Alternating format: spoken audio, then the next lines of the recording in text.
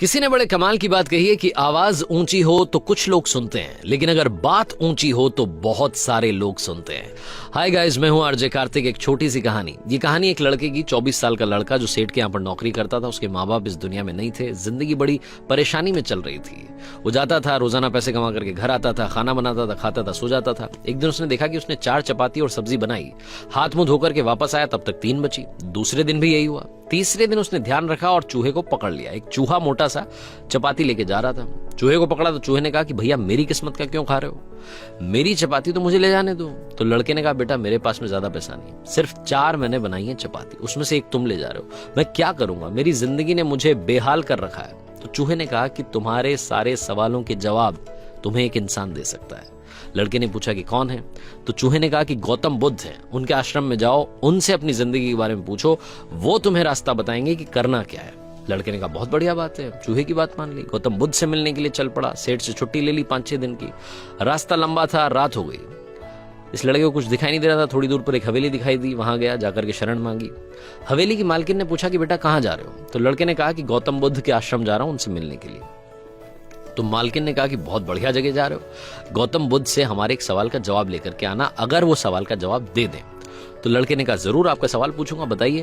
तो हवेली की मालकिन ने कहा कि बेटा मेरी 20 साल की बेटी है, जो 20 सालों से एक शब्द नहीं बोली है, बोल नहीं सकती है। बस उनसे पूछ लेना कि ये बेटी कब बोलेगी। ये बोलते बोलते उनकी आंखों में आंसू आ गए।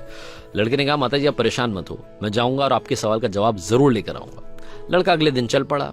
रास्ता बहुत ज्यादा लंबा था। रास्ते में उसे बड़े बड़े पहाड़ मिले, ऊंचे ऊंचे पहाड़, बर्फ वाले पहाड़। उसे समझ नहीं आ रहा था कि कैसे पार करूंगा, बड़ी देर हो जाएगी। तभी उसे एक जादूगर दिखाई दिया जो वहां बैठ करके तपस्या कर रहा था। जादूगर के पास गया, उससे बोला कि मुझे गौतम बुद्ध से मिलने के लिए जाना है, रास्ता तो बहुत ही परेशानी वाला लग रहा है, कैसे मैं पार करूंगा? तो जादूगर ने कहा कि गौतम बुद्ध से मिलने जा रहे हो, मेरे एक सवाल का जवाब लेकर के आ जाना, तुम्हें पहाड़ तुम्हें फटाफट से पार करा दूंगा। लड़के ने कहा आपका सवाल बताओ।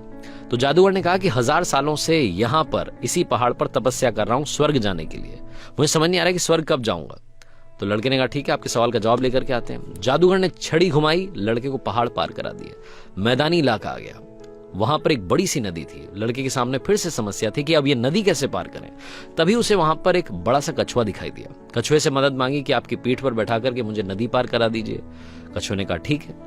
जब नदी पार कर रहे थे तो कछुए ने पूछा कि कहां जा रहे हो? तो लड़के ने कहा गौतम बुद्ध से मिलने जा रहा हूं। कछुए ने कहा वाह यार, बड़ी अच्छी जगह जा रहे हो, एक काम करना मेरे सवाल का जवाब ले आना। तो लड़के ने कहा कि आपका भी सवाल बताइए। तो कछुए ने अपना सवाल बताया कि मैं बड़े टाइम से 500 सालों से इसी नदी में हूं और ड्रैगन बनने की कोशिश कर रहा हूं, ड्रैगन कब बनूंगा ये बस पूछ करके आ जाना। लड़के ने कहा ठीक है। लड़का पहुंचा आश्रम में, गौतम बुद्ध के पास। प्रवचन चल रहा था, प्रवचन खत्म हुआ। गौतम बुद्ध ने कहा कि हर कोई मुझसे सवाल पूछ सकता है, लेकिन सिर्फ 3 सवालों के जवाब दिए जाएंगे। अब लड़के के सामने समस्या थी कि किसके सवाल को ड्रॉप करें, किसका सवाल छोड़ें और किसका पूछें। लड़के ने सोचना शुरू किया। सबसे पहले हवेली की मालकिन नजर में आई, ध्यान में आई, तो उसे लगा कि वो तो अपनी बेटी का इलाज कराना चाह रही है, उनकी बेटी बोल नहीं रही है, उनकी आंखों में आंसू थे, उनका सवाल पूछना जरूरी है। दूसरी जो तस्वीर उसके दिमाग में आई, नजर में आई, वो आई जादूगर की। जादूगर 1000 साल से वहां तपस्या कर रहा है बर्फ के पहाड़ में। तीसरी तस्वीर आई कछुए की, जो 500 साल से नदी में ड्रैगन बनना चाह रहा है। फिर लड़के को अपनी तस्वीर नजर आई, जो सेठ के यहाँ पर एक लड़का नौकरी कर रहा है। लड़के ने सोचा कि मैं तो नौकरी कर ही रहा हूँ, खाना खा ही रहा हूँ, ठीक चल ही रहा है, थोड़ी और मेहनत करूंगा, कुछ बदलूंगा। इन 3 लोगों की जिंदगी में बदलाव लाना जरूरी है, इन 3 के सवाल पूछने जरूरी है। लड़के ने गौतम बुद्ध से तीनों के सवाल पूछे। गौतम बुद्ध ने जवाब दिया सबसे पहले हवेली की मालकिन के सवाल का। उन्होंने कहा कि उस मालकिन की जो बेटी है 20 साल की, उसकी जैसी ही शादी होगी वो लड़की बोलना शुरू कर देगी। दूसरे सवाल का जवाब देते हुए गौतम बुद्ध ने कहा कि जो जादूगर है उससे कहना कि वो छड़ी छोड़ दे, जिस दिन उसने छड़ी छोड़ दी, छड़ी का त्याग कर दिया, वो स्वर्ग चला जाएगा। तीसरा सवाल था कछुए का। गौतम बुद्ध ने कहा कि उस कछुए से कहना कि अपना कवच उतार दे, जिस दिन उसने कवच उतार दिया उस दिन वो ड्रैगन बन जाएगा। लड़के ने नमस्कार किया, प्रणाम किया, चल पड़ा वापस। रास्ते में कछुआ मिला, कछुए से कहा कि भैया कवच उतार दो। गौतम बुद्ध ने कहा तुम ड्रैगन बन जाओगे। कछुए ने जैसे ही कवच उतारा, मोती ही मोती निकल आया। कछुए ने कहा मोती का मैं क्या करूंगा, आप ले जाओ। लड़के को मोती दे दिए और कछुआ ड्रैगन बन गया। थोड़ा आगे चला तो जादूगर मिला। जादूगर को जाकर के कहा कि भैया आपको छड़ी छोड़नी पड़ेगी, तभी आप स्वर्ग जा पाओगे। जादूगर ने कहा ये लो छड़ी छोड़ दी, ये छड़ी तुम रख लो, मैं स्वर्ग चला जाऊंगा। जादूगर स्वर्ग चला गया। और अब आई बारी तीसरे सवाल की। ये पहुंचा उस हवेली में जहां मालकिन ने सवाल भेजा था।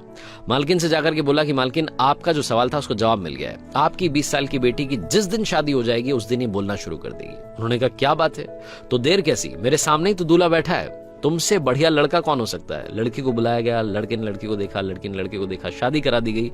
और जैसे ही शादी हुई, लड़की ने पहली बात बोली कि आप तो वही हो जो उस दिन रात में हमारे यहाँ आकर के रुके थे। लड़की ने बोलना शुरू कर दिया।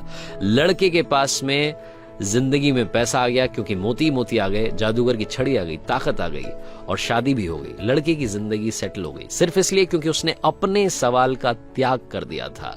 इस दुनिया में जो जहाज होता है जब किनारे पर होता है तो सुरक्षित होता है, सबसे ज्यादा सेफ होता है, लेकिन उसे दूसरे किनारे पर जाने के लिए इस किनारे का त्याग करना पड़ता है, लहरों से भिड़ना पड़ता है, मुकाबला करना पड़ता है। इस लड़के ने जब तक अपना सवाल नहीं छोड़ा था, इसको जवाब नहीं मिले थे। ये छोटी सी कहानी लाइफ में बहुत बड़ी बात सिखाती है।